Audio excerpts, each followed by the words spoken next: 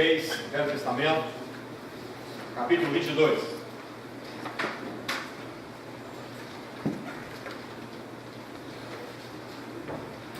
O texto que Deus separou para nós nessa noite, para encher o nosso coração com a sua rica e poderosa palavra. Como eu disse, esse é o primeiro domingo do ano. E esta é uma época que a gente sempre faz duas coisas. Normalmente fazemos um balanço do que foi o ano anterior.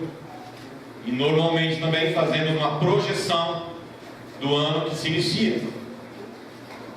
É muito comum isso. Por mais que na prática é sempre a mesma coisa. Não há diferença entre o 31 com o primeiro, a não ser o feriado. Fora isso, é a vida da gente que continua.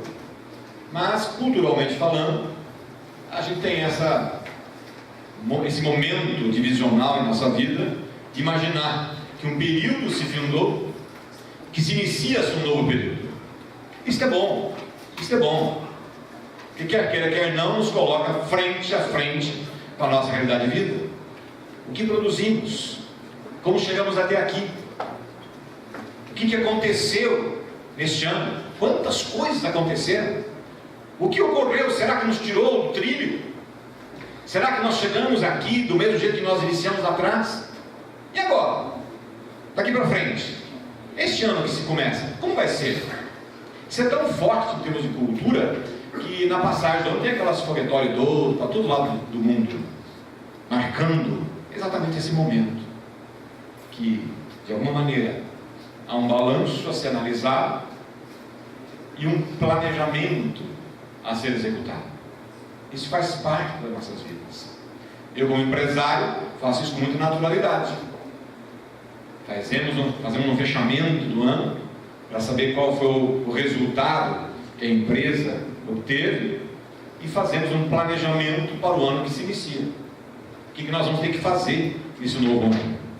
Normalmente as coisas são muito diferentes, mas tem momentos que você precisa de uma virada. Tem momentos que você precisa dar realmente um basta em alguma coisa e um ponto de partida em outra coisa, aproveitando esse fator cultural que nós temos em nossa vida. Então é muito oportuno, sim, nós aproveitarmos e fazermos um balanço. Como é que nós chegamos até aqui e como é que nós vamos, a partir de aqui, retomar a nossa existência, retomar a nossa vida. Para nos auxiliar nesse processo, que eu creio que nós vamos ter duas vertentes aqui. Uma vertente de como você está com Deus. Como é que está a tua vida com Deus? E como é que está a tua vida segundo a vontade de Deus? Tanto no aspecto pessoal, individual, no aspecto que envolve os nossos familiares, e a vontade de Deus dentro do reino de Deus. Como está isso? É oportuno fazermos esse levantamento, porque o nosso planejamento é ver o foguetório do dia 31 desse ano, ou não? Ou não? Quem não quer ver o foguetório de 31 de dezembro desse ano que está aqui? Penso que todos nós queremos ver o foguetório de novo. E para isso é necessário que nós tenhamos a graça da vida de Deus até lá. Óbvio. Mas sabemos que nem eu nem você temos o menor poder sobre isso. Nenhum de nós tem o menor poder sobre isso.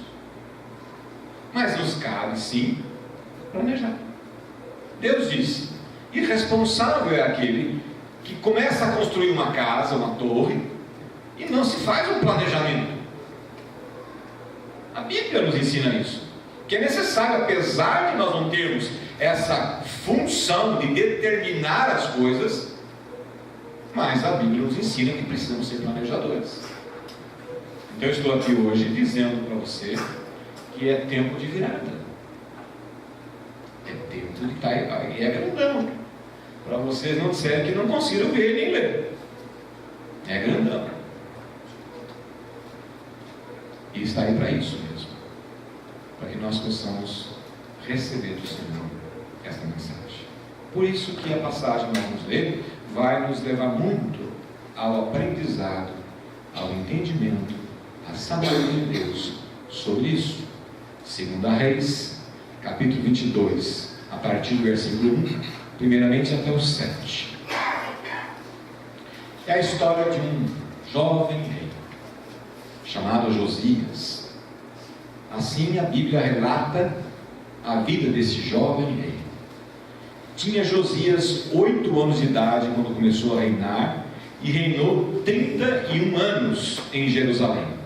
Sua mãe se chamava Gedida, e era filha de Adaías, de Botzcat. Fez ele o que era reto perante o Senhor, andou em todo o caminho de Davi seu pai, e não se desviou nem para a direita, nem para a esquerda. No 18º ano do seu reinado, o jovem rei, o rei Josias, mandou o escrivão Safã, filho de Azarias, filho de Mesulão, à casa do Senhor, dizendo: sobe a Euquias, o sumo sacerdote, para que conte o dinheiro que se trouxe à casa do Senhor, o qual os guardas da porta ajuntaram do povo, que o deem nas mãos dos que dirigem a obra, e tem a seu cargo a casa do Senhor, para que paguem àqueles que fazem a obra que há na casa do Senhor, para repararem os estragos da casa, aos carpinteiros, aos edificadores e aos pedreiros, e comprem madeira e pedras lavradas para repararem os estragos da casa. Porém, não se pediu conta do dinheiro que se lhes entregaram nas mãos, porquanto procediam com fidelidade.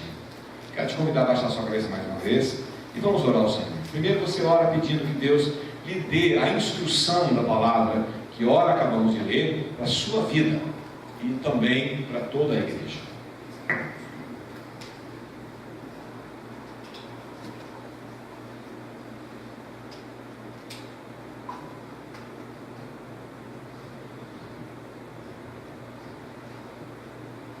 Senhor Deus, nós estamos diante do Senhor agora, a palavra que foi lida e que vamos continuar lendo. Peço-te, Senhor, agora em nome de Jesus, que o Senhor nos abençoe com esta palavra, que ela encontre os nossos corações abertos para um momento tão importante quanto esse. Que nós possamos com humildade nos colocar diante do Senhor, prontos para recebê-la, e que ela possa ao mesmo tempo encontrar o nosso coração aberto, que ela possa produzir em nós esta virada tão importante que o Senhor tem colocado em nosso coração. Que assim seja, meu Deus. Abençoe esse teu servo que está encarregado de transmitir essa palavra com a tua unção, com a tua instrução e com a tua sabedoria. Ao mesmo tempo, cada um de nós, com a mesma sabedoria, para recebê-la e vivê-la conforme a tua vontade. Em nome de Jesus. Amém. Quero estender também um abraço forte aos que estão nos vendo pela internet, que a mesma unção que está aqui chegue na sua casa, no tempo que chegar, em nome de Jesus. Amém. Queridos irmãos, o texto diz que ele reinou durante 31 anos. E pasmem, começou a reinar com 8 anos. É evidente que deveria ter pessoas cuidando dele e da situação do reino. Mas ele começou a reinar com 8 anos. Seus ascendentes foram pessoas importantes no reino, tanto do lado bom quanto do lado ruim. O seu avô foi o rei Ezequias, aquele que teve que orar a Deus, e Senaqueribe estava rodeando a sua cidade, e ele teve que orar para que Deus o livrasse, e Deus o livrou. Seu pai foi Manassés. Manassés foi um rei terrível, porque ele fez coisas atrozes no reino. Ele instituiu dentro do reino adoração a Baal, adoração a Asterote, que eram deuses dos reinos vizinhos. Ele, por incrível que pareça, colocou dentro do templo colunas desses deuses, dentro do templo. Ele colocou uma coluna com o rei Maloque. Você já viu o termo Moleque? Sabe de onde veio o termo Moleque? Porque naquela época eles pegavam crianças e colocavam, havia um buraco no ventre desse Maloque, com brasas incandescentes, E eles sacrificavam crianças a Moloque, vivas. Colocavam no ventre do rei, desse ídolo chamado Moloque. Por isso vem daí o termo cultural Moleque, que nós colocamos de maneira tão sem saber o que está falando, sem saber o que está dizendo. Mas é isso. Claro que isso não tem efeito hoje, mas de qualquer forma advém daí esse termo. E esse rei Manassés colocou um filho dele lá.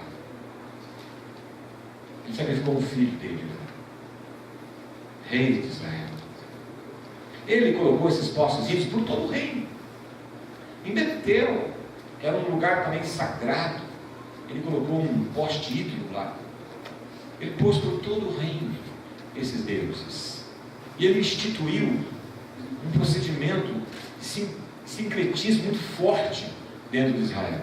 Porque eles não deixaram a crença do Deus único e verdadeiro, mas deixaram-se levar por esses outros deuses. Foi terrível mesmo. Aos 16 anos, esse rei Josias se converte a Deus. Daqui a pouco você vai entender por que ele se converteu. Mas com 16 anos ele se converte. E com 20 anos ele começa uma grande virada no reino de Judá, abrangendo até o reino de Israel ao norte. Uma grande virada.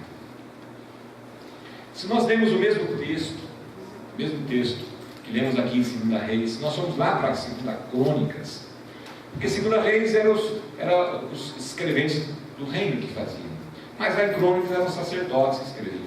É o mesmo texto, mas com a ótica agora sacerdotal. Não vamos ler agora por questão de tempo, mas se você estiver em casa ler, vale a pena ler, mas eu quero explicar para você o que aconteceu. Antes, lá naquele texto, antes de nós lermos esse texto que aqui fala a respeito desse momento em que ele coloca a reparação do templo, lá em Crônicas, ele faz uma reparação primeiro no reino. Ele sai com o seu exército, destruindo os postes ídolos que ele encontrava pelo caminho, um por um. Ele fez algumas coisas interessantíssimas, muito sérias, nesse processo que ele vai fazendo aí, essa restauração, que daqui a pouco eu entro mais em detalhes. Mas eu quero dizer para você que nesse momento que ele faz essa destruição desses altares, ele age de uma forma inusitada, até mesmo contra os próprios conceitos culturais, religiosos do seu povo. Ele vai e destrói aqueles postes ídolos do reino, e onde ele encontrava um lugar que era a sepultura, ele ia lá, pegava o pó daqueles postes ídolos e jogava sobre as sepulturas que haviam na redondeza. Sabe por que ele fazia isso? Porque a partir daquele momento ele sabia que ninguém mais podia tocar naqueles restos daqueles postes ídolos que estavam sobre a sepultura, e era proibido ao judeu tocar em qualquer sepultura. Mas ele foi mais além. Chegando numa determinada cidade em que havia os postes ídolos, ele abre as sepulturas daqueles sacerdotes, daqueles postes ídolos que já tinham sido mortos, pega os ossos, queima e pega as cinzas e joga também em lugares que as pessoas não podiam pegar, para demonstrar ao povo o tamanho das aberrações que eles fizeram, e que naquele momento estava criando uma purificação plena e completa. Se você me perguntar se o povo concordava com ele naquele primeiro momento, não. Mas ele estava com os exércitos. Quem se habilitava a enfrentar o exército do rei? Quem se habilitava? E a história diz, o texto diz que ele foi fazendo isso. Ele só voltou para casa quando ele terminou essa caminhada, essa missão dele. E ele foi até Israel, até Samaria, e fez lá em Samaria a mesma coisa, que não era a área dele, ele estava em Judá, ele era rei de Judá, mas ele entra lá e faz lá também essa purificação, essa virada tremenda diante de todo o povo. E quando ele volta, aí lá em 2 Crônicas entra esse texto que nós acabamos de ler, que aqui em Reis não fala desses episódios que eu acabei de falar. Ele vai e faz então a restauração do templo. Qual é a restauração do templo? Ele tirou todos os postes ídolos lá dentro, purificou plena e completamente. e mandou reconstruir o templo, refazer o templo, porque é claro que dentro do templo, com todas aquelas imagens, aquelas esculturas que haviam colocado, aquela formação inicial do templo tinha sido totalmente modificada e contaminada. E ele vai fazer uma reforma plena, trazendo o templo na forma original que ele foi construído. E ele começa a fazer isso para e passo, não deixando nenhum vestígio dentro do templo de qualquer processo abominável a Deus. E o texto que nós lemos nos fala disto, né? Porque ele mandou fazer esta obra, e a obra foi começada, só que aconteceu alguma coisa muito interessante ali. A partir do versículo 8, eu quero que você acompanhe a leitura. Mas uma coisa muito interessante ali. Então disse o sumo sacerdote Euquias ao escrivão Safã, que é o enviado do rei, que o rei mandou lá para levar o dinheiro para eles fazerem a obra de reconstrução. Aí diz o texto: achei o livro da lei na casa do Senhor. Euquias entregou o livro a Safã, e este o leu naquele momento. Então o escrivão Safã veio ter com o rei e lhe deu relatório dizendo: teus servos contaram o dinheiro que se achou na casa e o entregaram nas mãos do que dirigiam a obra, e tem a seu cargo a casa do Senhor. Relatou mais o escrivão Safã ao rei, dizendo: o sacerdote Euquias me entregou um livro. Presta atenção no termo, um livro. E Safã o leu diante do rei. Tendo o rei ouvido as palavras do livro da lei, rasgou as suas vestes. Ordenou o rei a Euquias o sacerdote, e a Aicão, filho de Safã, e a Acor, filho de Miocaías, e Safã o escrivão, e a Isaías, servo do rei, dizendo. Aí ele vai mandar consultar uma profetisa sobre o que ele acabou de ouvir. Mas que livro ele leu? Qual foi esse livro que esse servo dele leu para ele? Lembra que ele já era convertido, ele já temia o Senhor, ele já tinha feito essa purificação no reino todo, e agora ele está diante de um livro. Naquela época os livros eram em rolos separados, não era como nós temos hoje, todos ajuntados. Eram livros separados, era um livro. Tudo indica que esse livro ou era parte do livro de Deuteronômio, ou era integral. Não dá para saber aqui se o livro era todo completo ou se era uma parte do livro. O fato é que era a parte que dizia das ordenanças do povo para com Deus e do problema que o povo teria caso ele não obedecesse. E como ele sabia muito bem qual era a atitude do povo até então, e ele fez as limpezas que fez, evidentemente que quando ele lê ou ouve aquela leitura, ele se apavora. Ele se apavora, porque ali havia as maldições de Deus sobre o povo. Ele se apavora quando ele tem noção do que a palavra de Deus estava dizendo que ia acontecer ao povo.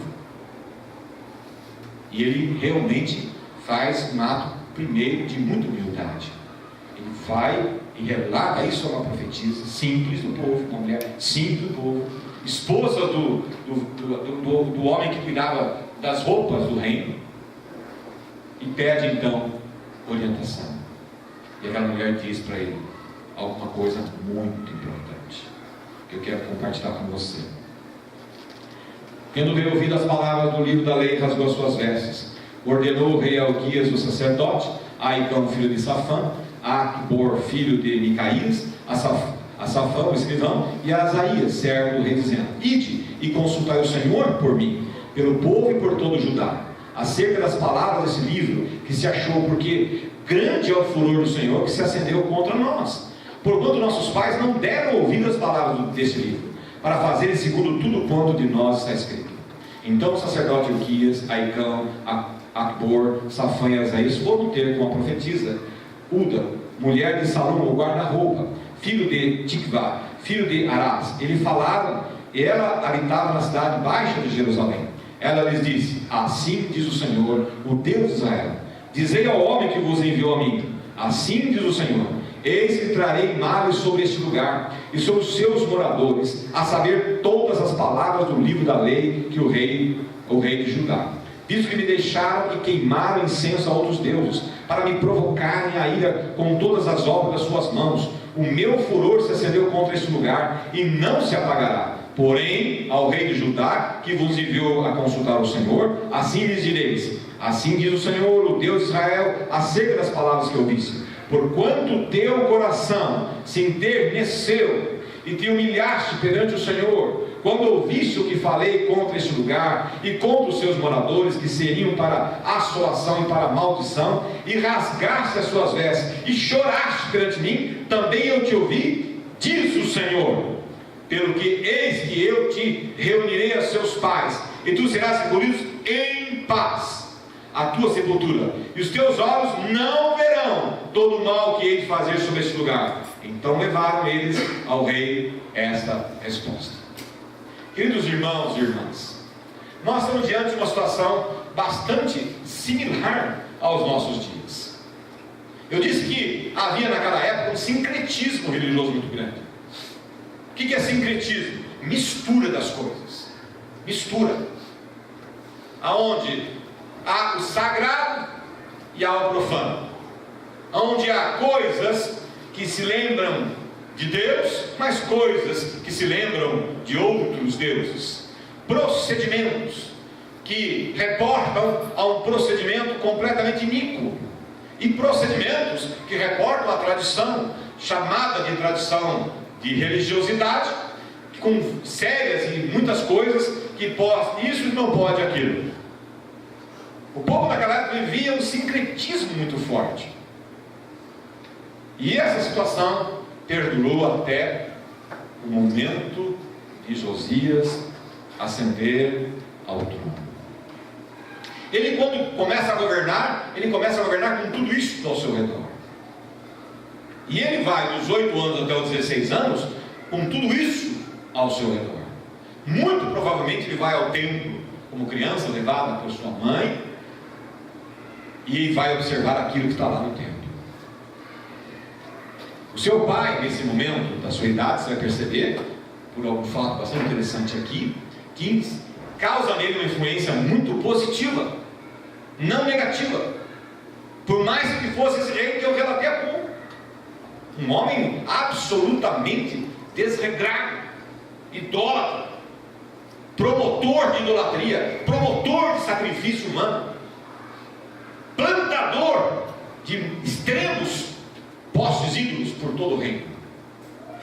Mas ele é aquele que vai influenciar o seu filho a crer em Deus como o único Deus da sua vida.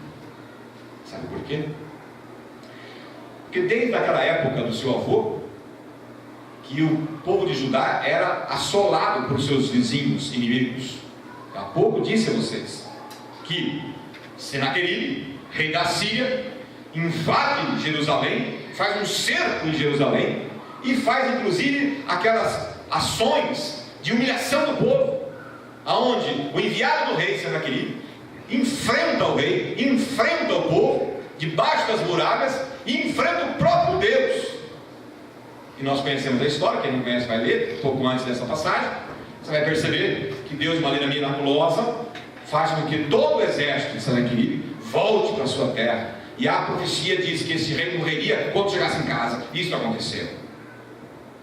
Mas esse rei falece, os seus filhos assumem o seu lugar e continua o processo de querer assumir o povo de judeu, Israel e Judá. O norte eles conseguiram, mas o sul não tinham conseguido ainda. E Manassés, esse rei, é levado cativo. Vem os exércitos, dominam Judá. No tempo de Manassés, dominam Judá. E leva esse rei sob ferros para a sua capital. E o povo todo é dominado. E a Assíria passa a dominar o povo de Judá.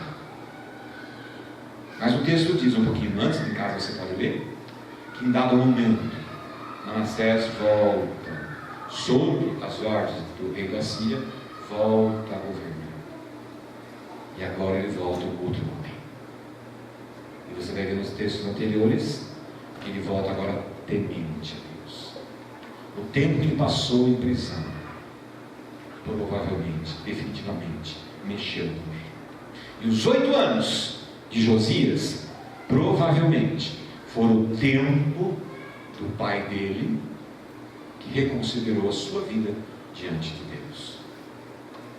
E as influências desse pai, outrora extremamente desrespeitoso com Deus e com as coisas do seu povo, agora é um pai que provavelmente deve ter influenciado o filho agora, porque com 8 anos Manassés falece e o filho dele assume, e com 8 anos após ele se converte ao Senhor, e com 20 anos processa tudo isso que aconteceu no tempo dele.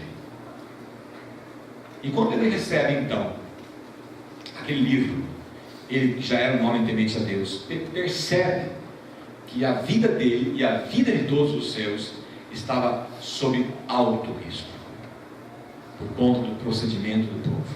Ainda que ele tivesse feito todo esse processo, ele faz o quê? Ele reúne o povo, lê para o povo o que aconteceu com ele, lê a palavra de Deus e leva o povo a temer a Deus. E o povo unido diz para ele que iria fazer o que tinha que ser feito. Mas a palavra já tinha sido dito para Josias, que enquanto ele estivesse no poder, haveria paz no seu reinado. E foi por 31 anos. Irmãos, se nós olharmos para a história antes e a história depois dele, Babilônia vem, invade, e acontece tudo o que essa mulher disse que ia acontecer. Acontece tudo o que Jeremias disse que ia acontecer. Sabemos que Nabucodonosor veio, invadiu, levou todo mundo cativo. O rei do momento foi vazado os seus olhos, os seus filhos foram mortos na sua presença. E o rei Nabucodonosor disse: a última coisa que você vai ver na vida é os seus filhos sendo mortos. Os filhos dele foram mortos, e em seguida foram vazados os seus olhos, para que ele nunca mais visse mais nada. Essa é a história triste e terrível, predita antecipadamente. Nós somos pessoas que estamos virando como aquele povo, um povo que adora outros deuses? Não, glória a Deus por isso, graças a Deus por isso. Mas eu pergunto para você, como está a sua vida com Deus? Como está a sua vida com a palavra?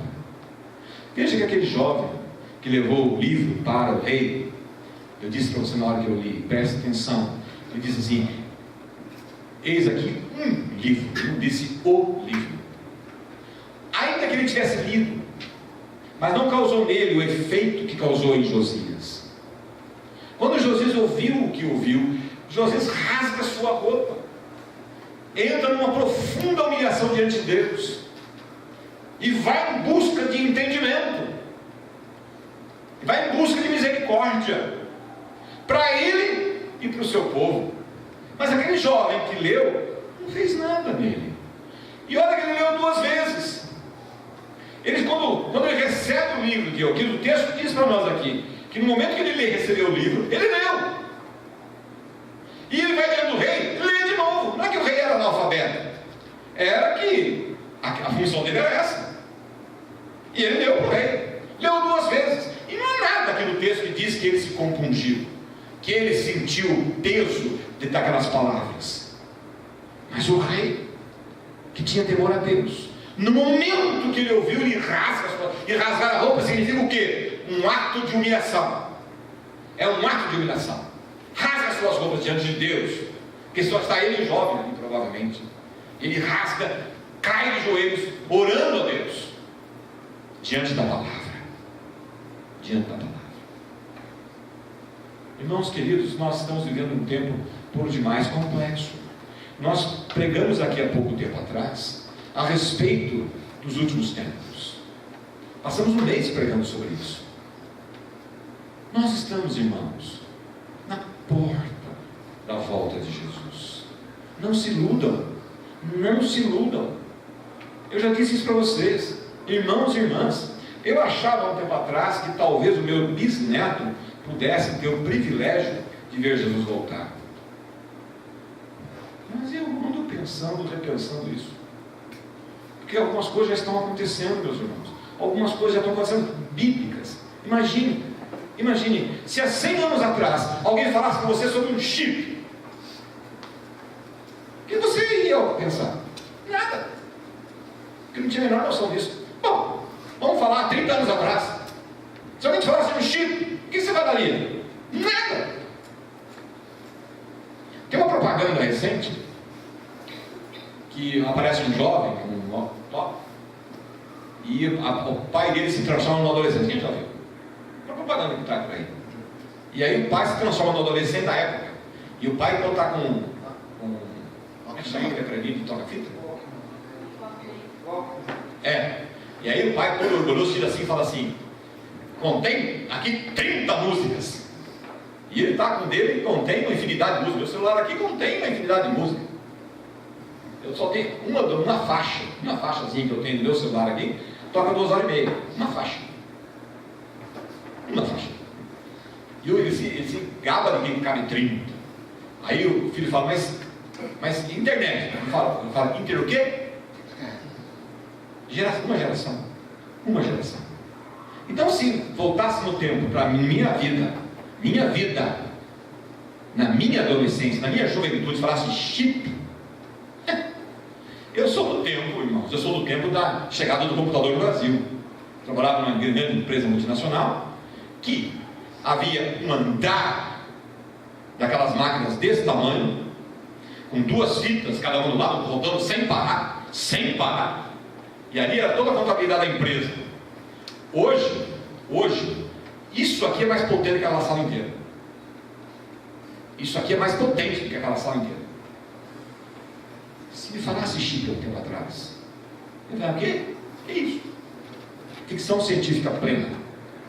Pois bem, o chip já está sendo colocado na mão. Outro dia eu vi isso e fiquei estarrecido. Claro que não é isso, mas eu fiquei estarrecido. A Bíblia fala que o chip vai ser colocado aonde? Na mão e na testa. Está na minha mão. Está na minha mão. Se for isso, misericórdia a Deus. Misericórdia. Mas eu creio que não é. Vamos lá. Mas é hoje, irmãos. É hoje. Não é amanhã, é hoje. O chip já é uma realidade hoje. Agora você imagina, está aqui escrito, há 2000 anos atrás, está escrito que seria colocado na mão e na testa, e a pessoa não podia comprar, nem vender. Pode um negócio desse? Hoje você entende isso, eu entendo isso. Mas naquela época, há 15 anos atrás, 20 anos atrás, ninguém entende isso. Já é hoje. Hoje. Então, meus irmãos, tem que chegar alguém, a Bíblia fala que falta uma coisa para ser cumprida. Um líder mundial que vai unir o planeta. E esse líder mundial vai sentar no trono de Davi em Jerusalém e vai pedir para si adoração. Esse será chamado de Anticristo. Não aconteceu ainda. Ficam falando aí que é o presidente da França, tudo balela. Não aconteceu ainda. Mas sabe o que foi? Porque quando você pensa, ou eu penso, que vai acontecer uma união no planeta, eu não consigo entender como é que pode ser um negócio desse. Como é que o islâmico vai aceitar o cristão? Como é que o cristão vai aceitar o islamismo? E o hinduísmo? E o xitanismo? E por aí fora? É muito complicado. Mas pode acontecer uma hecatombe nuclear. Eu li uma reportagem que em 30 minutos o hemisfério norte é destruído. 30 minutos. O hemisfério norte é destruído. Nós, no hemisfério sul, temos um grande privilégio. A gente não briga com nenhum deles. E eles não brigam com a gente. Não tem por que jogar bomba atômica aqui. Certo? Pode jogar bomba atômica no Brasil para quê? Já está tudo perdido aqui, não. Vai jogar em Brasília. Aqui não. Vai jogar aqui para quê? Na África, para quê? Na América do Sul, para quê? Na Austrália, para quê? O hemisfério sul está fora dessa. Mas o mesmo artigo fala que em um ano o hemisfério sul será atingido, seja por contaminação ou seja por uma destruição econômica do planeta. Aí levanta alguém que une tudo isso. E aí eu começo a pensar que é possível. E para quando você vai ter atome nuclear? Estão discutindo aí qual que é o botão maior? Se é o botão do Trump, que é maior que o botão do coreano lá. Estão discutindo isso. Ou seja, basta um apertar o botão para isso começar a acontecer. Gente, não está longe. Não está longe, gente. Quem tem barba, diz o termo, põe sua barba de molho. Eu não tenho, mas tem que pôr também. Porque está muito perto, meu irmão. É tempo de virada. É tempo de virada. E a Igreja Presbiteriana Filadélfia proporcionará isso para você nesse ano. Está ali. O que Josias fez? Ele levou a palavra para o povo. E pasmem.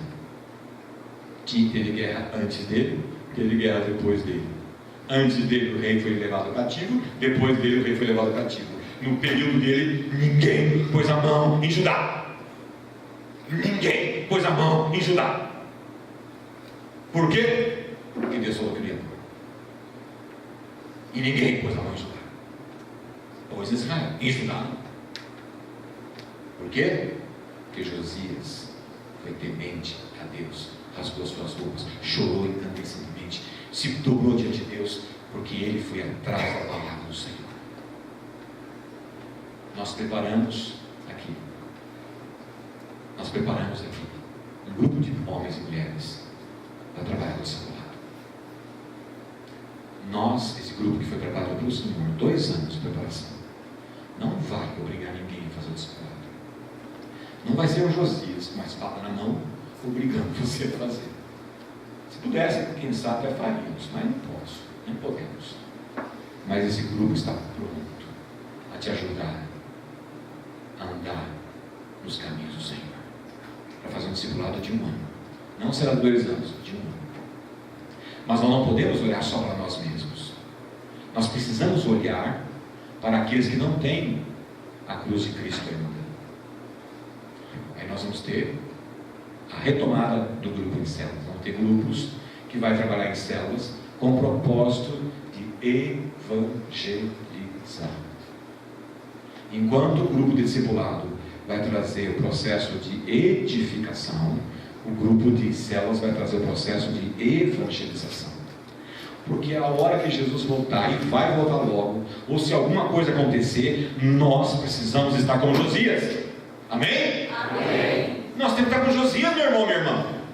Eu preciso estar, eu tenho que rever os meus conceitos, rever a minha forma de viver, e você tem que fazer a mesma coisa. O que eles faziam na época? Cuidavam das suas coisas, e não se cuidavam nem da casa de Deus, cuidavam das coisas deles, cuidavam da vida pessoal, cuidavam dos seus afazeres, cuidavam da sua vida financeira, cuidavam das suas coisas, mas Deus foi esquecido, ou talvez não esquecido, mas vivendo sincretismamente, falando de Yahvé, mas falando também de Asterote, falando do Deus único, verdadeiro, mas também falando que existia Baal, ao cúmulo de queimar seu próprio filho no útero daquele infame, daquele Deus deles. Nós precisamos entender que é tempo de virada, a começar no seu coração. Onde que Josias rasgou? A Bíblia diz que ele rasgou o seu coração. Porque se Jesus voltar amanhã, meu irmão, ou te chamar amanhã, nós precisamos estar preparados. Perfeito nenhum de nós somos, mas precisamos estar em perfeição, que é a santificação. Eu vou passar uma música agora para você. Enquanto ele prepara a música, daqui a pouquinho você vai soltar, eu quero dizer para você o seguinte: quando Josias restaurou o templo, hoje, qual é o templo de Deus? Pode falar para mim, qual é o templo de Deus hoje? Nós. O teu corpo, meu corpo é o templo de Deus. Minha vida, tua vida é o templo de Deus. Então não era um prédio que tem que ser restaurado, porque naquele tempo o prédio era onde eles tinham a visão de Deus. Agora o que tem que ser restaurado? A minha vida, a tua vida. A exemplo do que ele fez. Tirar as coisas. Se eu te perguntar, você tem algum ídolo? Você vai dizer, não. Só Deus. Tá bom? A música que você vai ouvir agora vai te questionar se não há deuses no seu coração. Você vai ouvir agora essa música e você vai ser questionado se não há Deus no seu coração. Deuses, um D minúsculo no seu coração. Uma vez, o presidente Kennedy falou uma frase memorável num discurso dele, memorável. Ele falou com dedos no início assim: não pergunte o que os Estados Unidos pode fazer por você, mas pergunte o que você pode fazer pelos Estados Unidos. Eu faço uma réplica dessa frase, dizendo o seguinte: não pergunte o que Deus pode fazer por você, mas pergunte o que você pode fazer com Deus e o reino de Deus. Não pergunte o que Deus pode fazer por você, mas pergunte o que Deus pode fazer com você e através de você. Com esta pergunta no coração, vamos ouvir essa música.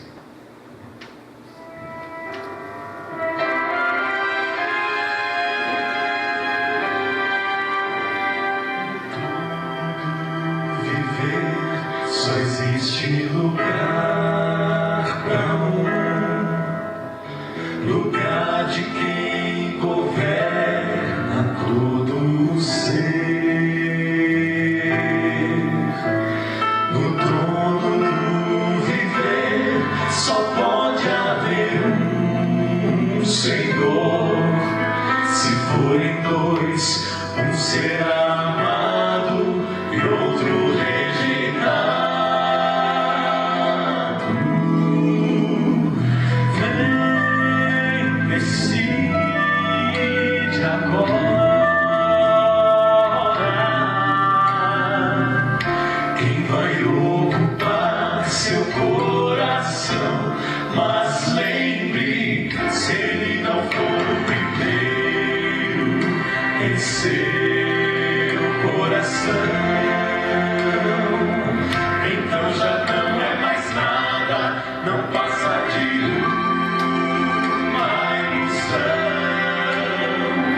Mas se ele for o primeiro, o seu companheiro, motivo do céu existir, você vai viver, você vai sorrir, você vai vencer.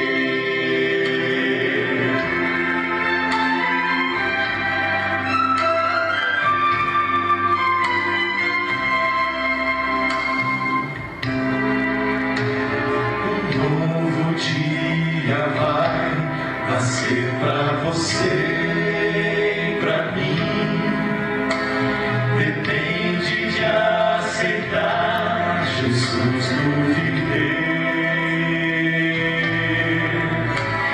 É hora de beber da fonte da vida. Você verá, em Jesus existe plena alegria. Vem, decide agora quem vai ocupar seu coração. Mas lembre, se ele não for o primeiro em seu coração, então já não é mais nada, não passa de uma ilusão. Mas se ele for o primeiro, o seu companheiro, motivo do céu é existir, você vai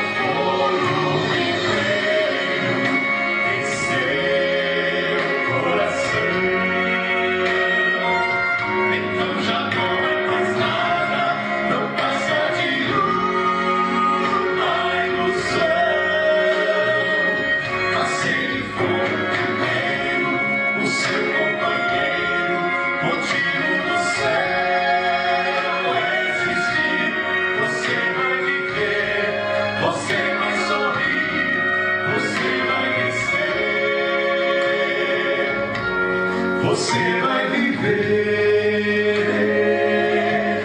você vai sorrir, vai vencer.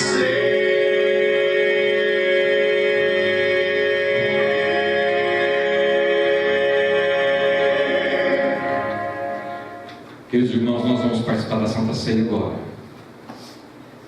E a palavra do Senhor nos dá orientação sobre esse momento. Que nós devemos nos preparar para isso.